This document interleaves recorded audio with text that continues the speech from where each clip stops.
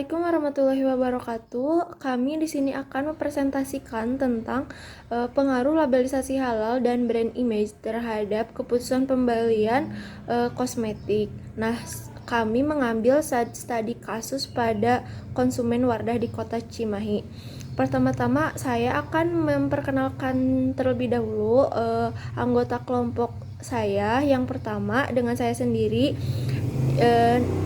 Ninda Anissa Sapitri dengan NIM 51121818005. Lalu ada Yusilawati dengan NIM 51121818006. Ada Muktia Isni Sonjaya dengan NIM 51121818027. Lalu ada Muhammad Reza Tarmiji dengan NIM 51121818034. Dan yang terakhir adalah Nandi Lesmana dengan NIM 51121818041. Nah, pembahasan yang pertama akan dijelaskan oleh saya sendiri. Nah, di sini ada produk Wardah. Produk Wardah di sini salah satu kosmetik yang mengusung kosmetik halal. Wadah tersebut dari bahan-bahan berkualitas yang aman dan mendapat SJH, yaitu Sertifikat Jaminan Halal, dari LVVOM MUI, serta seluruh produknya telah mendapat izin dan memenuhi peraturan BPOM RI. Halal pada produk Wardah dapat mempengaruhi keputusan pembelian dengan melihat keadaan saat ini. Nah, sedangkan masyarakat Muslim hampir sepenuhnya bergantung pada produk kosmetik yang non-Muslim, seperti kosmetik yang diproduksi oleh luar negeri atau kosmetik yang diproduksi oleh yang mempunyai agama non-Muslim. Maka di sini kesadaran serta pengetahuan mereka terhadap kosmetik halal masih tergolong rendah. Selanjutnya di sini adapun identifikasi masalahnya. Nah, dari uraian latar belakang masalah yang telah dijelaskan barusan, maka dapat diidentifikasi masalah penelitiannya, yaitu yang pertama, apakah labelisasi halal mempengaruhi keputusan pembelian kosmetik? Yang kedua, apakah brand image mempengaruhi keputusan pembelian kosmetik? Yang ketiga, bagaimana labelisasi halal dan brand image secara stimulat mempengaruhi keputusan pembelian kosmetik? Selanjutnya, di sini ada kajian teori ya. Yang pertama ada labelisasi halal. Menurut Rangkuti 2010, labelisasi halal adalah pencantuman tulisan atau pernyataan halal pada kemasan produk untuk menunjukkan bahwa produk yang dimaksud berstatus sebagai produk label halal. Nah, di sini suatu produk dapat dicantumkan pada sebuah kemasan apabila tersebut telah mendapatkan sertifikat halal dari BPOM UI. Sertifikat labelisasi halal bertujuan untuk memberikan kepastian hukum dan perlindungan terhadap konsumen serta meningkatkan daya saing produk dalam negeri dalam rangka meningkatkan pendapatan nasional.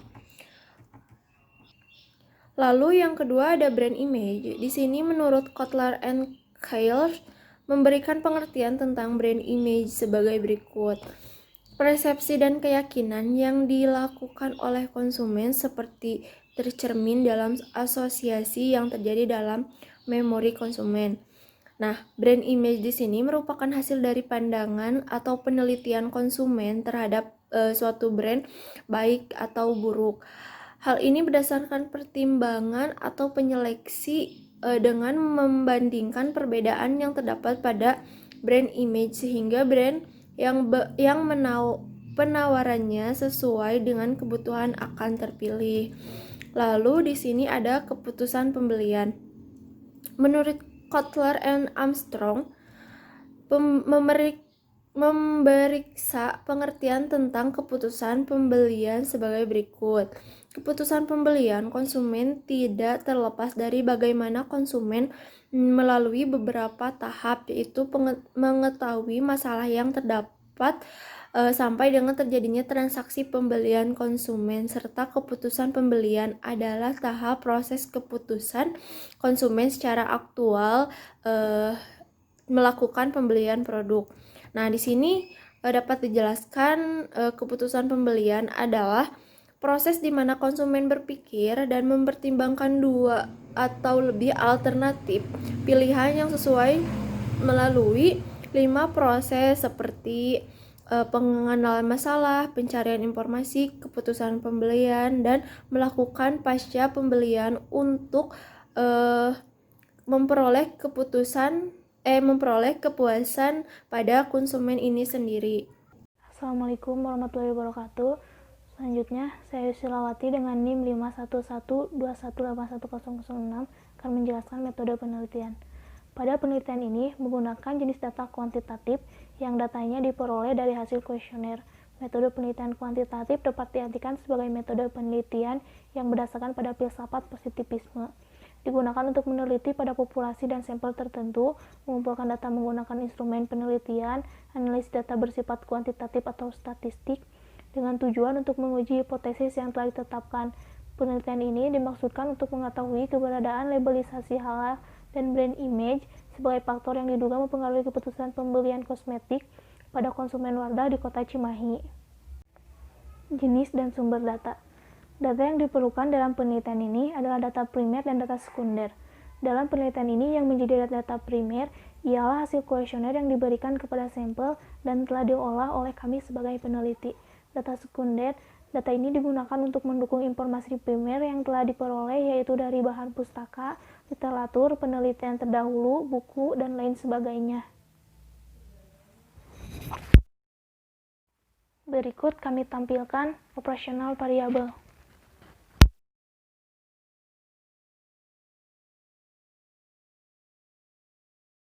Populasi dan sampel.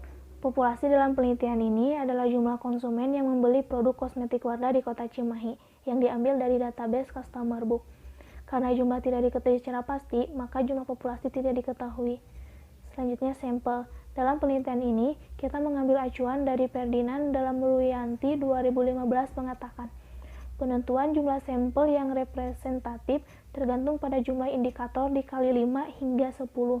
Sehingga jumlah sampel yang representatif dalam penelitian ini adalah sampel yang diinginkan sama dengan jumlah indikator dikali 10. 8 kali 10 sama dengan 80. Dengan mengacu pada pendapat tersebut, berdasarkan pertimbangan di atas, maka jumlah sampel yang digunakan dalam penelitian ini adalah 80 orang. Bismillahirrahmanirrahim. Assalamualaikum warahmatullahi wabarakatuh. Perkenalkan, nama saya Muhammad Reza Darmizi, NIM 51121181034. Melanjutkan apa yang disampaikan oleh rekan saya untuk teknik sampling. Menurut Sugiono tahun 2015 halaman 170, dalam penelitian ini teknik sampling menggunakan probability sampling dengan jenis simple random sampling. Probability sampling adalah teknik pengambilan sampel yang memberikan peluang yang sama bagi setiap unsur anggota populasi untuk dipilih menjadi anggota sampel.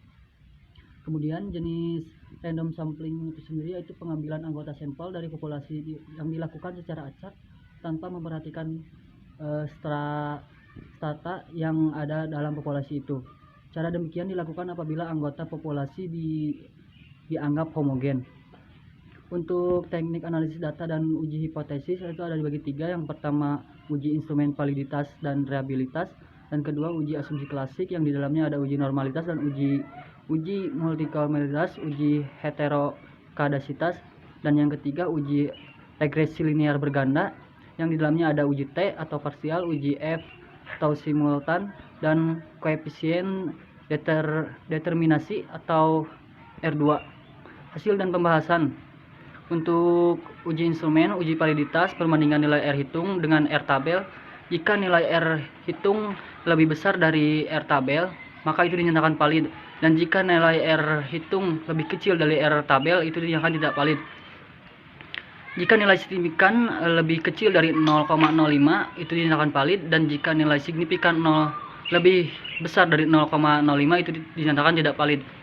Dan untuk uji reliabilitas sendiri, menurut Wiratna Surjeweni tahun 2016, kuesioner dikatakan reliable jika nilai Cronbach alpha itu lebih besar dari 0,6. Nah, untuk labelasi halal itu 0,646 dan itu dinyatakan reliable, dan brand image untuk 0,647 itu dinyatakan reliable, dan untuk keputusan pembelian itu 0,685 dan bisa dinyatakan itu reliable. Selanjutnya mungkin akan disampaikan oleh rekan saya. Terima kasih kepada rekan saya yang telah menyampaikan penyampaiannya. Di sini saya akan melanjutkan apa yang telah rekan saya sampaikan.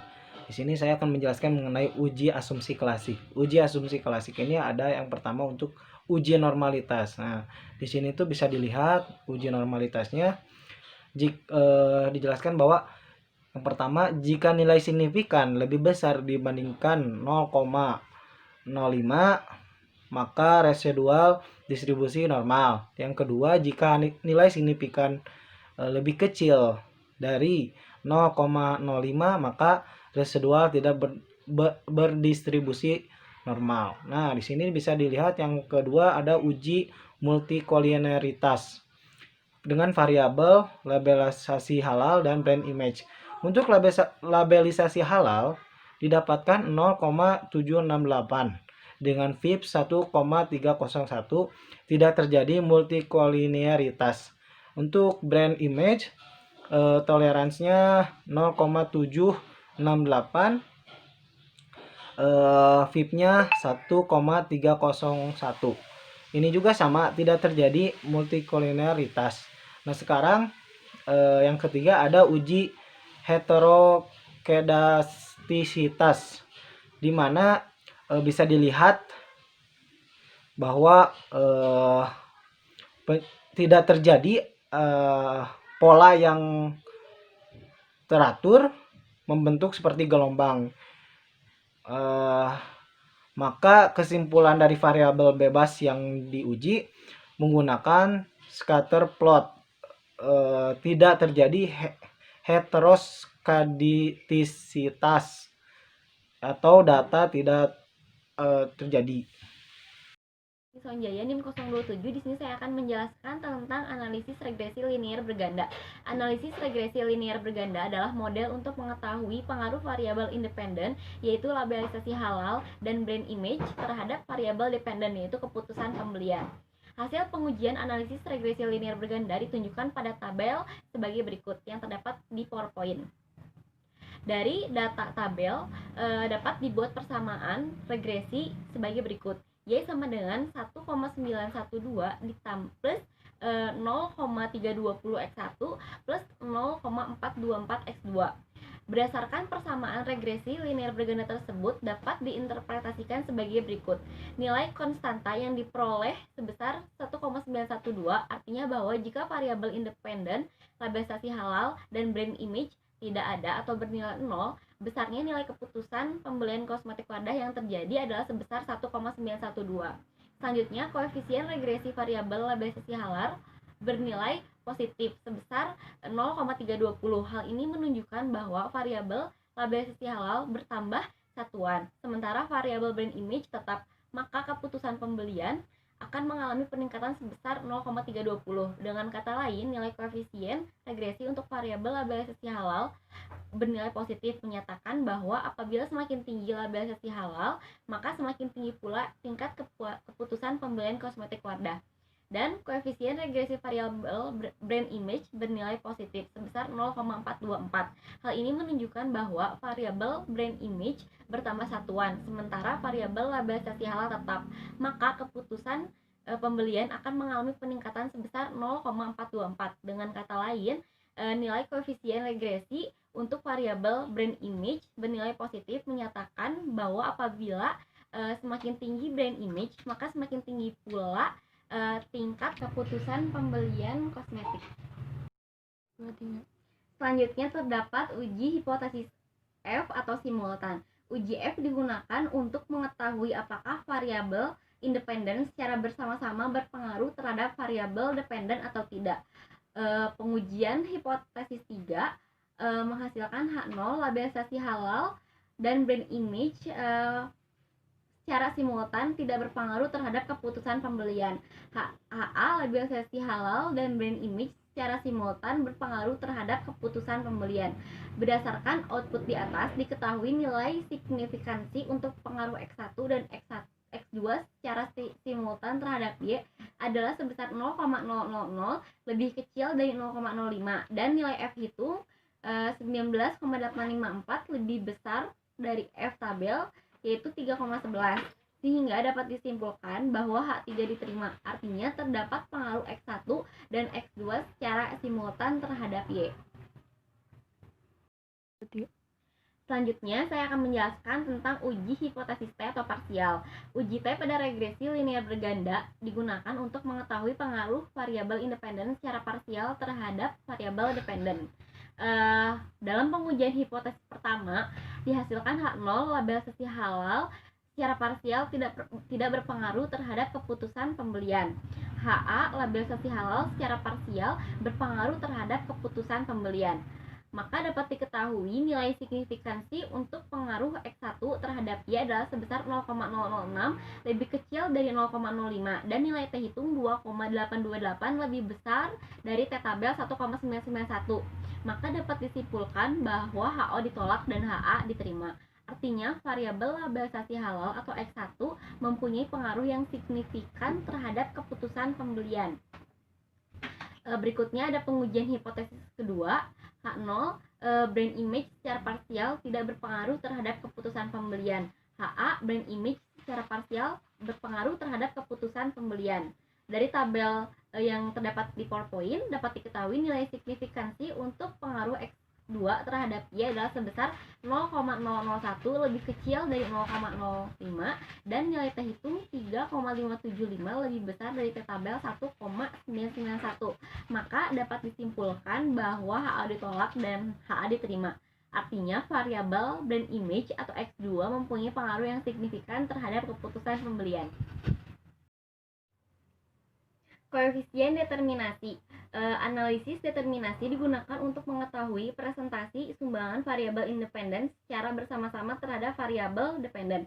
Hasil analisis determinasi dapat dilihat pada output model summary dari hasil analisis regresi linear berganda yang sudah dimunculkan pada PowerPoint.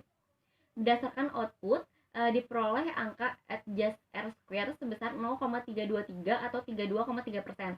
Hal ini menunjukkan bahwa presentase sumbangan pengaruh variabel independen labelsasi halal dan brand image terhadap variabel independen keputusan pembelian sebesar 32,3%. Sedangkan sisanya dipengaruhi oleh variabel lain yang tidak dimasukkan dalam model penelitian ini. Hasil ini 0,323 mendekati 1, berarti terdapat hubungan positif karena nilai koefisien determinasi hampir mendekati 1. Berikutnya, kesimpulan akan dijelaskan oleh Saudara Ninda. Lalu di sini ada kesimpulan, dapat kita lihat kesimpulannya. Yang pertama, pengaruh labelisasi halal X1 keputusan terhadap keputusan pembelian kosmetik konsumen wadah di Kota Cimahi. Hasil penelitian menunjukkan bahwa labelisasi halal berpengaruh signifikan terhadap keputusan pembelian secara parsial. Lalu yang kedua, pengaruh brand image X2 terhadap keputusan pembelian kosmetik konsumen wadah di Kota Cimahi. Hasil penelitian ini menunjukkan bahwa brand image berpengaruh terhadap keputusan pembelian dilihat dari T hitungnya sebesar 3,575 lebih besar dari T tabel 1,991. Lalu yang terakhir, terdapat pengaruh secara bersama-sama antara labelisasi halal X1 dan brand image X2 terhadap keputusan pembelian, yaitu Y. Nah, sekian dari presentasi dari kelompok kami. Maaf apabila ada kesalahan. Wassalamualaikum warahmatullahi wabarakatuh.